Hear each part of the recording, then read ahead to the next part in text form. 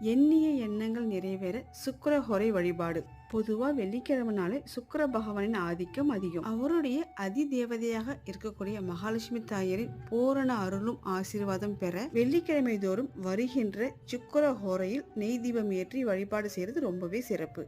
சுக்கிரனுக்கும் மகாலட்சுமி தாயாருக்கும் உகந்த உலோகம் வெள்ளி. வெள்ளி விளக்குல நெய் தீபம் ஏற்றி வழிபடுறது ரொம்ப விசேஷம். வெள்ளை நிற பூக்களை கொண்டு அர்ச்சனை பண்றதும், வெண்பொங்கல், பால் பாயாசம், கல்கண்டு, ட்ரை ஃப்ரூட்ஸ் இதுல ஏதாவது ஒண்ணு நைவேத்தியமா வச்சு வழிபடலாம். வெள்ளிக்கிழமை சுக்கிரஹோரை காலை 6 to 7, மதியம் 1 to 2, இரவு 8 to 9.